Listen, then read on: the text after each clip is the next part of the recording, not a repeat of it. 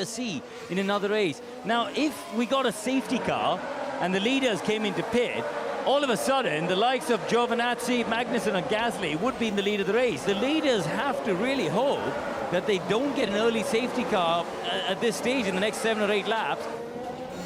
Right, on board with Daniel Ricciardo, who's now caught up to the back of Danny Kvyat. He's not thinking about going slow at the moment. He's got the bit between his teeth, and he wants to go for it at places you don't normally see cars getting past. Now, we've seen Felipe Massa on the bridge get past Bruno Senna before. Can Daniel Ricciardo do the same on Kvyat? No, he can't. Waiting in the back there to try and pick up some scraps is Lance Stroll. They nearly had to pick up scraps of carbon fibre. He somehow avoided going into the back of the Renault, who's going to go down the inside of Danny Kvyat at turn 14. Nicely done. Stroll gets a good exit as well out of that turn, and Kvyat's lost 2 places in 1 corner. Here goes Perez on Danny Kvyat. Last lap, he lost 2 places at this corner. He might just lose a place here if Perez can get some decent traction out of turn 14. The corner's going to come up soon under braking. Perez dives down the inside. Bold. Nice. Perez is ahead of Danny Kvyat up into 14th place. Down the inside once again, Sergio Perez, but unlike the incident with Danny Kvyat, Perez can't get past the man in front on this occasion. Is he going to go for it at turn 18? He is! Well, I think Kubica gave him enough room to make sure he could get past without damage to both cars there, and now Kvyat on the inside forces Kubica to back off before there's any contact. And he defended a little bit harder against the Toro Rosso than he did then against the Racing Point. But that, once again, experience and self-preservation from the pole. Kubica under siege. That was for 16th, 17th and 18th positions. Yeah, but you never know what it might be for later on in this race. We haven't had a safety car yet. Vettel pits. And away, that was a quick stop from Ferrari, wasn't it? Well, 3 seconds, he was stationary. Verstappen, 2.3 seconds. So they gained 7/10 on Sebastian Vettel in that particular pit stop. And it's the hard compound tyre that has gone onto the Red Bull, and it's the hard compound tyre onto the Ferrari as well. Here comes Nico Hülkenberg. Inside line, of course, for the pit lane exit. Vettel is ahead of Hülkenberg, but Verstappen is not. That's bad news for Red Bull. Let's undercut him. Vettel's in some nice clear air. So he's actually going to... They'll have to cover Vettel off with Leclerc, otherwise he's got to pit this lap, Leclerc. And Vettel's got space, he's got to pit. He's been told over the team radio, Martin, mode box. And Lewis has asking for the undercut, as you just heard. So I think they're both coming in. They're not both coming in. Lewis Hamilton told over the team radio, opposite to Leclerc. So Mercedes are deciding they're going to stay out for at least 1 lap extra to see if that actually gets them ahead of Charles Leclerc. Yeah, it'll be very close between Leclerc and Vettel. How can integrating lower carbon fuels in Formula 2 and Formula 3 help me lower my emissions on the road one day? How can advancing our drop-in fuel technology help keep her running far into the future? By continually asking how, we're helping to develop a lower carbon fuel alternative that one day could be used on the road. Another day asking how. Another day developing one of the fuels of the future. Has Hamilton got enough life in those tyres to really hit hammer time so close. and Look get at out these two. ahead Look of at Vettel? these two. Well, Vettel's going to get ahead of Leclerc here, and he is. I thought he would. I don't think Vettel's pit stop was that slow. Leclerc's going to be fuming at that then. we need to push as much as you can. Yeah, but what the hell? I mean... Lewis might have done a 47.0. Vettel's just done a 45.4. Yeah. In which case, that is Lewis Hamilton way behind Sebastian Vettel. Lewis Hamilton stops. Giovinazzi now leads the Singapore Grand Prix. You can see the Ferraris in the distance and Max Verstappen coming round the final corner. 2.4 seconds in the stationary zone. It's not even close. He's miles behind, but is he ahead of his teammate Valtteri Bottas? I think he should come out just ahead of Bottas, but the gamble might not have paid off there. As Alex Albon goes wide, trying to put pressure on Valtteri Bottas. As Sebastian Vettel goes down the inside of Pierre Gasly, this could be contact. Gasly is forced off the track there as Sebastian Vettel was coming through, whether the Frenchman wanted it or not. And Vettel has put himself now up into second place. He wasn't going to hang around there, and there is Max Verstappen ahead of Lance Stroll. So Verstappen moves up into sixth place. Oh, and that could have been very, very bad for both drivers there. Gasly getting out of the way just in time before there was major contact. This is Antonio Giovinazzi, something he has never seen before in Formula One. Nobody ahead of him and leading a Grand Prix at the same time. Antonio Giovinazzi passed by Sebastian Vettel, who now leads the race. That looked like a fairly easy overtake, that one. Antonio didn't put up too much of a fight, the Italian against the Ferrari. We're riding on board now with Alex Albon, very nicely done, through turn 5, and he's passed the Alfa Romeo that has been using the medium tyre for the entirety of this race, and he's trying to defend against Daniel Ricciardo, and they contact at turn 7, and Giovinazzi comes off worst, and you hope that there's no damage on either. Giovinazzi now has another Renault right behind him, and Lando Norris, who we haven't mentioned for quite a while, is running in 10th place. Be impressive if Ricciardo hasn't got right rear puncture or damage. He has. He has. So Ricciardo, in making the move, it got a little bit too close with Giovinazzi, and he's now dropping back down the field as well, which is a huge shame for a man who's put up his finest. That was a bit clumsy, that one. Let's just have a little look here from Ricciardo's perspective. But he just sees a gap and he goes through it. That's what Ricciardo does. Okay, I have a puncture or something. High speed 14, please. Yes, you have a puncture. There was space there, but not at the speed Ricciardo was arriving at. Yeah, it was an opportunist overtake. Giovinazzi has got nowhere to go. Daniel gets some oversteers, he picks up the throttle and kind of punches him off the road. And Leclerc is really punching out some sectors now. He wants to close that gap down to Vettel. He feels he's been robbed through team strategy. Got a yellow flag, got a double waved yellow in sector 2. As we talk about the potential for a safety car, we have a Williams in the wall, and I think that could be George Russell. As we talk about the potential for Grosjean and Russell tangling. Oh, Russell gets tagged by Grosjean and sent into the wall. Has to be, for me, at least a virtual safety car or full safety car. Okay. Grosjean and sent into the wall. Has to be, for me, yeah, copy. at least a virtual safety car or full safety car. I shouldn't be surprised. Okay. Sorry, guys. Yeah, copy. Safety car is deployed. I shouldn't be surprised.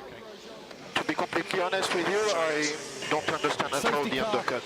But yeah, whatsoever, we'll discuss after the race. But well, the only way, Martin, that Ferrari, I'm sure, can explain the undercut is that they didn't feel that Charles Leclerc could have pitted first and come back out into a gap, but his teammate could have done. Yeah, no, but Vettel did. Vettel came out into quite a big gap, a gap that Leclerc would have also dropped into. Yeah, no, but Vettel did. We're going racing once more here in Singapore on lap 41. Sebastian Vettel leads from Leclerc, from Verstappen, Hamilton, Bottas and Albon, and Hamilton sticking very close to the rear of that Red Bull. No DRS for 2 laps after a safety car comes in, but Lewis is certainly fancying a chance. He's dropped back a little bit from the Red Bull there. He has. Can he get a decent slipstream then down Raffles Boulevard? Look at the Ferraris. They're absolutely flying out in front. It was Leclerc at the start. It's Vettel at the restarts on this occasion.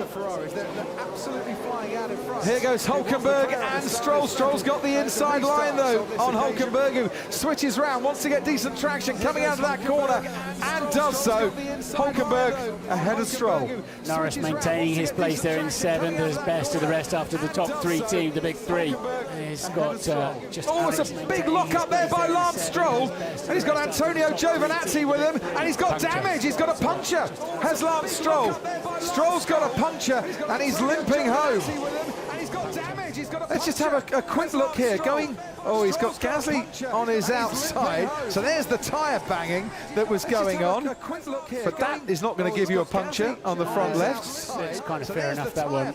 Good hard racing. So where has he flouted the front left? Could have been slightly earlier. Obviously got wing damage as well. So that suggests a firmer contact, doesn't it? Could have been slightly earlier. So Hulkenberg, we'll see that Gasly's got a bit of DRS, but he's got pace, hasn't he, over that Toro Rosso as Hulkenberg, and don't count him out of a decent points finish here. Now we get to turn 8. This is where Grosjean went into the back of George Russell. The stewards are looking at that incident. This time Hulkenberg and Gasly managed to avoid each other, and somehow Pierre Gasly manages to stay ahead of that Renault as well.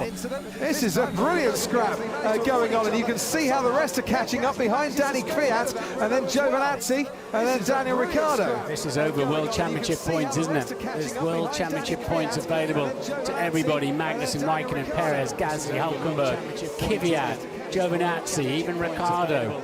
They could all go for it now. Sergio Perez, what's happened to the Racing Point? Perez going very slowly indeed, and this looks like mechanical trouble for the Mexican as one Racing Point hits the wall and suffers a puncture. 2 laps later, the other Racing Point slows down and comes to a stop. The gap between the leader and his teammate, 9/10 of a second. Vettel and Leclerc. We have got a safety car. Restart, we do shock 7 again, that will help. I want everything. Even engine mode. Charles, we need to bring the car home, Charles. We need to manage the PU and bring the car home. Yeah. I won't do anything stupid. It's not my goal. I want us to finish 1. I just think it's not fair. But yeah, this won't change. I won't be stupid. I want us to finish 1. Over the line and into the first corner we go, and looking a little bit further back, Pierre Gasly had a look on Kimi Raikkonen, Danny Kvyat had a little look as well on Nico Hulkenberg, and they stream now towards turn 5, and Sebastian Vettel building a nice buffer. Valtteri Bottas is right on the tail of his teammate Lewis Hamilton as well, and Charles Leclerc is going to get frustrated because he hasn't got close enough to Sebastian Vettel on this straight to mount a challenge. Verstappen goes through, Hamilton and then Bottas. Mercedes look a little bit stronger on this restart. Down the inside goes Danny Ricciardo on Kvyat. And has he, by the time they get to the chicane, run out of room? Yes, he has, and Romain Grosjean might say thank you very much here as well as we head over the Anderson Bridge. Grosjean on the outside, Ricciardo on the inside. Ricciardo pushes Grosjean a little bit wide. They make contact, but Grosjean manages to get through. Here's Kevin Magnussen and Pierre Gasly going into turn 14. Gasly's ahead, Hulkenberg's ahead. Magnussen's lost 2 places in 1 corner. Happened to Danny Kvyat a bit earlier on. Carlos Sainz now racing with Daniel Ricciardo, and Sainz has got ahead of Ricciardo with Lance Stroll right behind the Australian. That bold overtaking into turn 10's cost Ricciardo 3 places in the end. Kimi Raikkonen's under pressure once again from Kvyat. Kvyat's going to have a go into turn 1. Oh dear. Broken suspension. That is Kimi Raikkonen out of the Grand Prix. Whether he saw him coming or not, there was no room by the time he put a little left hand down. Whether he saw him coming or not, there was no room by the time he put a little left hand down. I just don't think that Kimi was expecting it. The outcome for Kimi Raikkonen is that he's retired for the race, and for the first time in 2019. Kimi was expecting it. The outcome for Kimi Raikkonen is that he's retired for the race, and for the first time in 2019. I have a false neutral just before the restart. Copy, Nico. Keep focused. Oh, poor old Nico Hulkenberg. He's another that's had a really good race, as well as Carlos Sainz under pressure from Daniel Ricciardo, and then Danny Kvyat, and then Lance Stroll, because they're going to keep scrapping right to the end as well. And yes, as you said, 2 Hasses. We've got Romain Grosjean right behind his teammate Kevin Magnussen, and the stewards are going to look at the Raikkonen and Kvyat incident after the race. Carlos Sainz, is he running at the moment down in 13th place, and is he managing to get past Kevin Magnussen? Down the inside goes Carlos Sainz. He might still be on for a point in this race, you know, Carlos Sainz.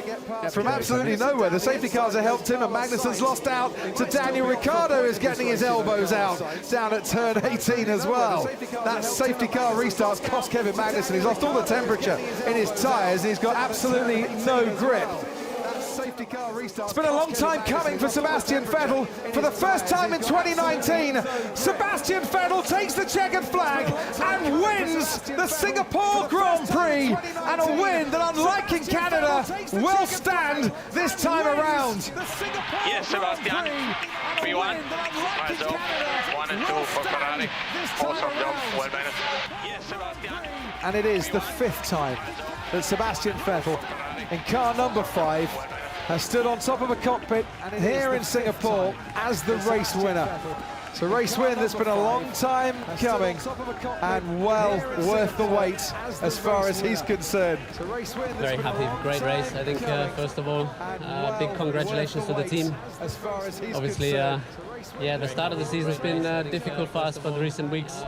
I think we started to come alive, so yeah, really proud of everyone's work back home. And Ferrari are coming on strong in the second part of this season. Charles Leclerc had led the challenge. Tonight, though, in Singapore, the winning smile is on the face of Sebastian Vettel, back on top of the podium for the first time since Belgium last year. It's good to see him back. Sebastian Vettel back on top of the podium for the first time since Belgium last year. It's good to see him back. Sebastian Vettel back on top of the podium for the first time since Belgium last year. It's good to see him back. 112 days have passed since we were last here for a race for the Saudi Arabian Grand Prix. In 2021, it was the penultimate race of the season. In 2022, it's round 2. Welcome then to Jeddah. 50 laps ahead of us around this 3.83-mile circuit, 27 corners, 16 to the left and 11 to the right. More corners on this track than any other circuit on the Formula One calendar. This was Mick Schumacher yesterday. Now, he was taken to hospital for a precautionary scan after a 170-mile-an-hour high-speed crash. He emerged absolutely fine. He's been talking in the paddock before the race, and he's in very good spirits indeed. But the Haas team have decided that he won't run in the race purely because if he has another accident, they might not have enough spares to go racing in Australia in 2 weeks' time. Another accident, they might not have enough spares to go racing in Australia in 2 weeks' time. Yuki, that's the end. Thank you, you can jump out. It's the first official pole for Sergio Perez since his GP2 days at Valencia in 2010. How's he going to fare? Here we are in Jeddah then.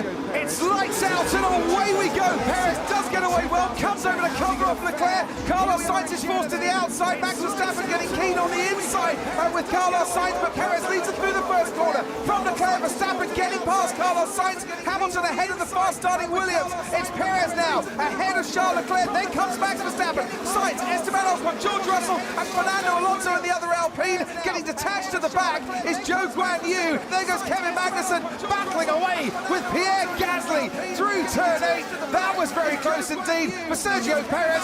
Job well done. He's got away at the start and he's stretching his lead. Let's see the start then. Perez getting a great launch, covering off the Ferrari Charles Leclerc. That then pushed Carlos Sainz out to the outside and Verstappen doesn't need a second invitation. Yeah, Carlos got such a good start that it's actually put him into a tricky position through turn 1, trying to go around the outside of his teammate, and Max, open door, went for it. You can see how Sainz just got left a little bit vulnerable there by his teammate who had to get out of the way of Perez. Yeah, he did, and it's sometimes the problem when you get such a good start, you think, oh, I can have a go here, but he put himself on the wrong side of his teammate and Max jumped through. This is Zhou Guanyu. Hey, same problem again. Yeah, it didn't sound very good. It sounded like he was on kind of the limiter when he pulled away, and then it sounds like he's gone into an anti-stall as well. And he made contact with Daniel Ricciardo, which is why Ricciardo got a little bit closer to Lance Stroll than I'm sure he would have wanted. Oh, George Russell down the inside on Esteban Ocon at the hairpin final corner. George Russell gets the move done, moves up into 5th place. And he'll like to see that again and again. And he's got DRS down the main straight to try and stay ahead of the Alpine, who's fighting back. But that extra speed advantage that you get for DRS down the straight here, which is around about 16 kilometers an hour at the end of the straight, keeping him ahead. Stroll keeps ahead of the McLaren of Ricciardo. Norris goes off the track. And behind him, Pierre Gasly might get quite interested. And the 2 Alpines going for it. Fernando Alonso almost in the wall, certainly in the dust, and still behind his teammate, Esteban Ocon. Yeah, I feel that was a little bit late, that move by Ocon to move to the inside. He's not taking it easy now. He's going to have another go down the straight as he's got DRS. So how does Esteban Ocon defend this one? Here comes Fernando Alonso. Ocon just pushes him a little bit wide this time around. Here we go again. He's definitely a lot closer this time. Is he just going to go for the outside or dummy him? I wonder why you were grinning. Here we go, Fernando Alonso gets past Esteban Ocon. Can he make the move stick? Goes deep into the corner. Ocon is going to fight this back again, you know, and has to concede as Fernando Alonso just puts the squeeze on him coming out of turn 2. Back on board with the Alpines. Here's Esteban Ocon trying to do to a Fernando Alonso what Alonso did to him. Now Ocon's gone off the track this time around. He's put his brakes on too late, and he's surely going to have to give that place back because he left the track and he gained an advantage. Just a little bit of an advantage. And he has given that place back, but he's given it back, and he's given Valtteri Bottas a great chance to try and get past him. Just manages to stay ahead of the Alfa Romeo, but for one moment, I think Bottas felt that he could gain a place.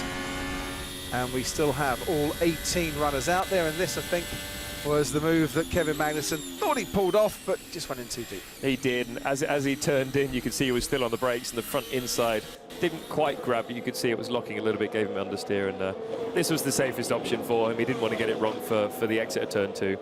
And has he got that DRS coming down the straight? No, he hasn't, because Valtteri Bottas, right on his tail now, has got DRS, and Esteban Ocon told to hold.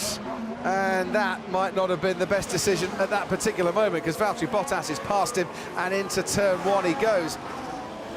Consider box overtake. Understood. And I'm just wondering, Charles Leclerc is about 2.2 seconds behind